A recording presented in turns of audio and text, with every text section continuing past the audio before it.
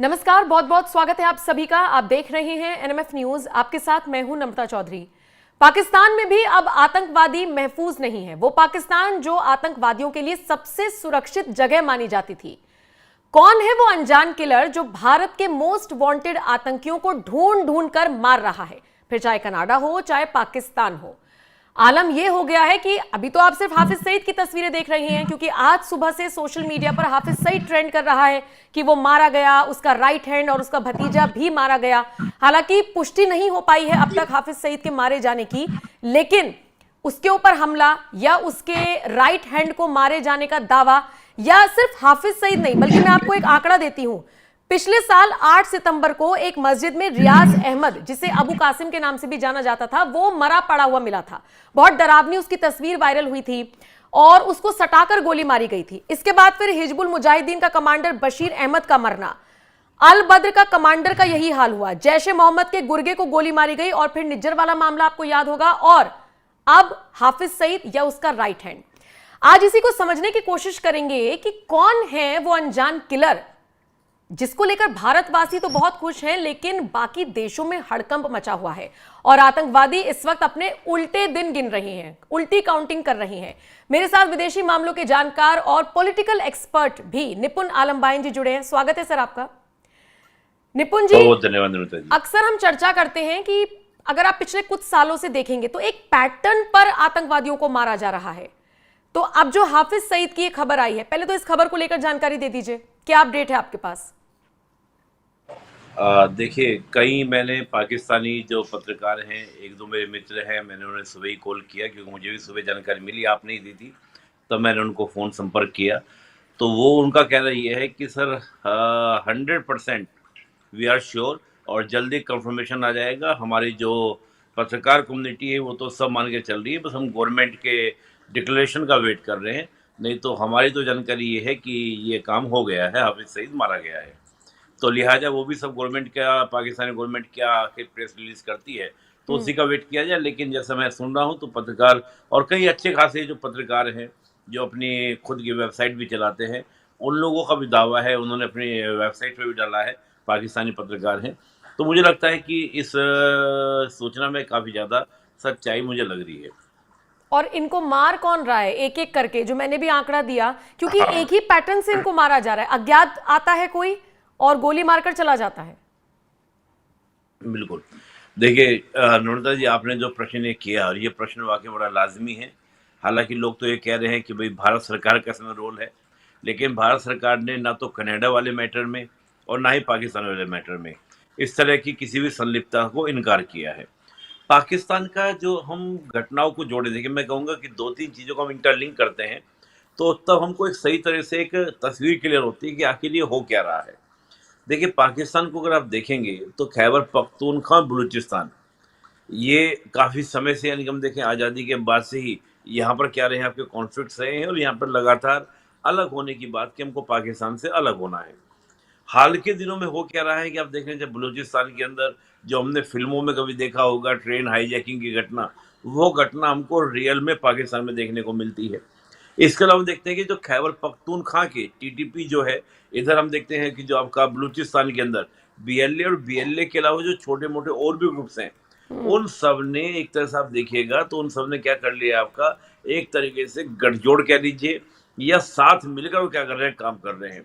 और कल ही की खबर है, कल ही मैं एक न्यूज़ चैनल में बात कर रहा था कि टीटीपी के जो आतंकी कह लीजिए, टीटीपी के जो आपके एक्टिविस्ट हैं, वो पंजाब के अंदर पंजाब पुलिस ने बहुत सारे पकड़े हैं, यानी कि पंजाब पुलिस के द्वारा पकड़े गए हैं। और टीटीपी का कहना ये है कि हम अब पंजाब में अपने एक्टिविटीज बढ़ाएंगे और पंजाब को क्या करेंगे, हम कहीं ना कहीं डिस्टर्ब करेंगे।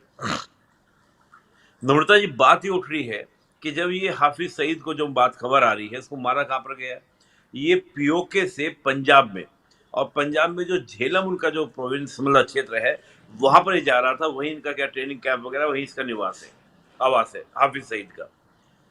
उस एरिया में अगर हम बात करते हैं, आपका टीटीपी या बलूच बीएलए जो है वो आपका एक्टिव होते हैं, इसका बहुत बड़ा कारण है, बहुत बड़ा रीजन है।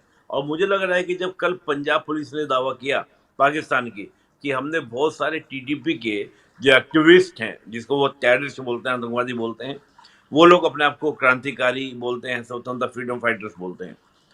तो पंजाब पुलिस ने दावा किया कि हमने बहुत सारे टीडीपी के एक्टिविस्ट पकड़े हैं। तो मुझे लगता है कि कहीं ना कहीं उनके द्वारा एक्टिविटी, लेकिन पहले मैं बताऊं पंजाब ही क्यों। देखिए क्या है कि पाकिस्तान का जब निर्माण हुआ 1947 से, तो तब से आप देखेंगे पंजाब जो है वो पाकिस्तान में एक डोमिनेंस कम्युनिटी है। चाहे आप देखेंगे 80% जो पॉलिटिशियंस हैं पंजाब के वो पाकिस्तान के, दे आर पंजाबी। आप आर्मी में देखेंगे तो 80 टू 85% जो आपके फौज में लोग हैं पाकिस्तान के अंदर, दे आर पंजाबी। आप पुलिस को देखेंगे पाकिस्तान के अंदर, चाहे किसी भी प्रोविंस में हो, चाहे बलूच में हो, बलूचिस्तान में हो, चाहे खैबर पख्तूनख्वा में, चाहे सिंध में, वहां भी आपको मोस्टली डोमेन्स रहेगा, आपको पंजाबी होगा। 1970 में जब पहली बार पाकिस्तान में चुनाव हुआ, तो चुनाव होने के बाद क्या होता है कि जो बंगाली मुजीबुर रहमान थे, उनकी जो पार्टी थी अवामी लीग, वो सारी इनकी मेजोरिटी जो थी उनके पास में थी। लेकिन पंजाबियों का कहना ये था कि क्या अब पाकिस्तान को बंगाली रूल करेंगे, और अगर बंगाली रूल करेंगे तो हम पंजाबियों को क्या होगा, we are the superior, we are the great ethnic groups. उसी वजह से उन्होंने मुजीबुर रहमान को अरेस्ट कराया। अरेस्ट करने के बाद वहां पे हंगामा हुआ और आप जानते हैं फिर बांग्लादेश का निर्माण हुआ।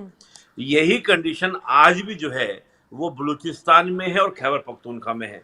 बलूची इस बात से परेशान है आज की तारीख में कि ये पंजाबी सिंधी आके हमारे यहाँ पर बस्तियां बना रहे हैं, और अब तो हद हो गई कि चीनी भी वहां पे बस्तियां बना रहे हैं। तो जो ये कॉन्फ्लिक्ट है, इसमें भारत का नाम लेना इनका कि भारत ने करा दिया, भारत करवाता है, इस प्रकार की बातें वो बोलेंगे, लेकिन रियलिटी ये है कि पाकिस्तान की जो अंदरूनी हालात हैं वो आज एक फेल्ड स्टेट की तरह से हैं। और उनके यहाँ पर जो फ्रीडम फाइटर, चाहे बलूचिस्तान के हों, चाहे वो आपके खैबर पख्तूनख्वा के हों, वो सब लगातार प्रयास कर रहे हैं कि हमें कैसे भी करके क्या कर लेना है, पाकिस्तान से आज़ाद हो जाना है, और पंजाब में क्या करना है, अपना प्रभाव बढ़ाना है, ताकि उनको मजबूरी में हमको फ्रीडम देनी पड़े।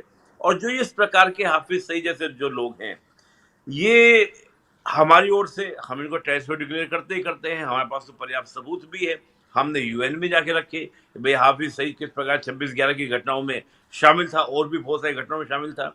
हमारे दबाव में कई बार हाफिज सईद को पाकिस्तान की गवर्नमेंट ने अरेस्ट भी किया है, लेकिन फिर वहां मुकदमा चलाते हैं हमारे सबूतों के आधार पर, और फिर इसको रिहा भी कर देते हैं बार बार।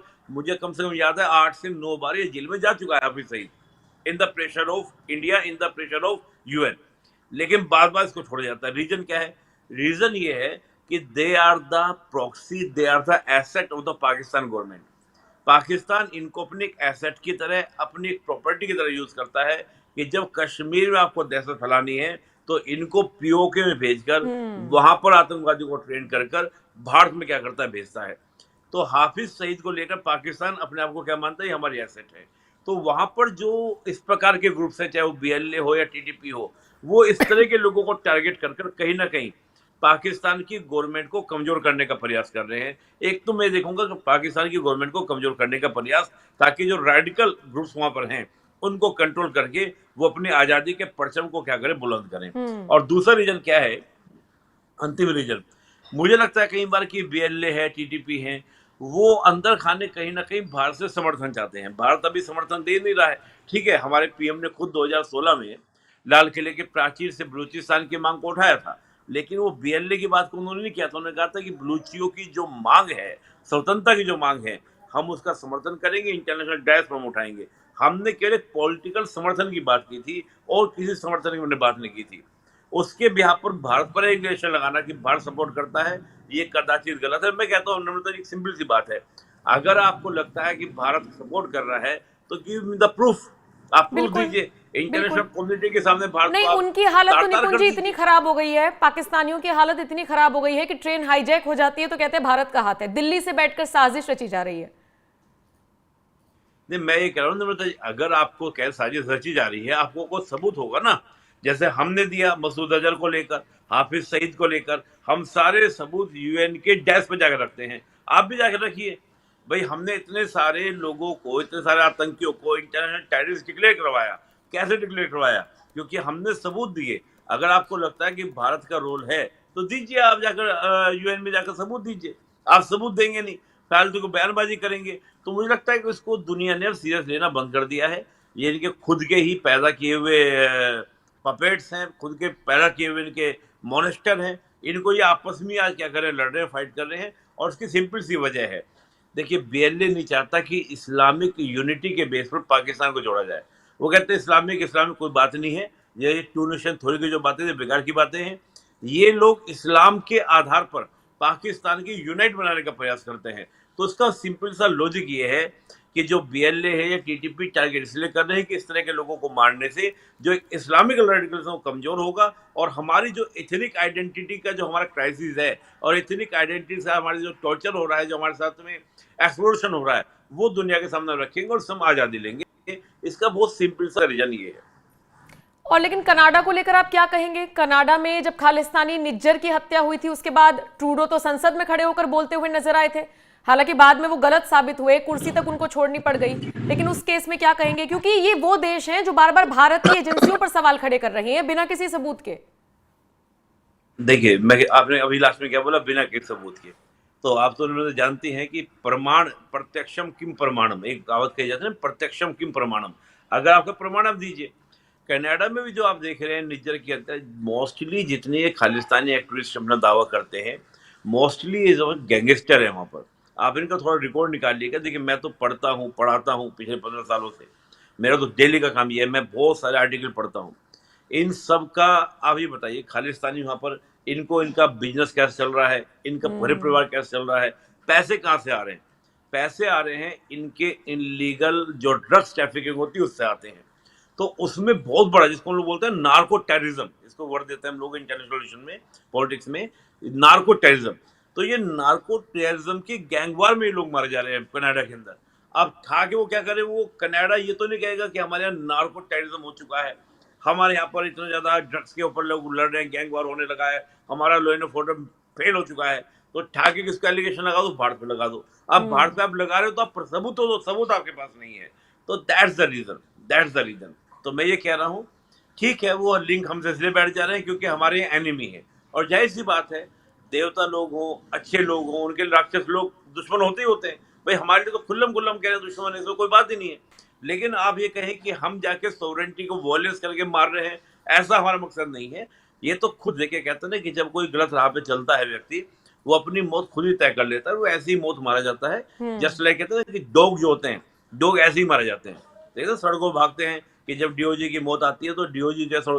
तो ये इस तरह के टेररिस्ट लोग हैं, इनके प्रति क्या पाकिस्तान को बोल के कहना चाहिए कि हाँ, एक दहशतगर्द खत्म हो गया, इससे तो हम और आगे बढ़ेंगे, इससे पाकिस्तान तरक्की करेगा, दहशतगर्दी खत्म होगी। ऐसे पाकिस्तान को सामने आके बोलना चाहिए, मैं तो ये कहूंगा। ये आप और हम ही तो सोच सकते हैं कि वो आकर ऐसे कहेंगे। मतलब उनके लिए तो मातम मनाने वाली खबर है ये। खैर ठीक है निपुण जी, मुझे लगता है कि जो खबर आई उसको लेकर विस्तार से चर्चा होनी चाहिए थी। मुझे लगता है दर्शकों को बहुत हद तक समझ में आया होगा। शुक्रिया आपका मेरे साथ जुड़ने के लिए, जानकारी दर्शकों तक पहुंचाने के लिए। अब आप इस खबर को लेकर और इस विश्लेषण को लेकर क्या राय रखते हैं, कमेंट सेक्शन में हमें जरूर बताइएगा। नमस्कार।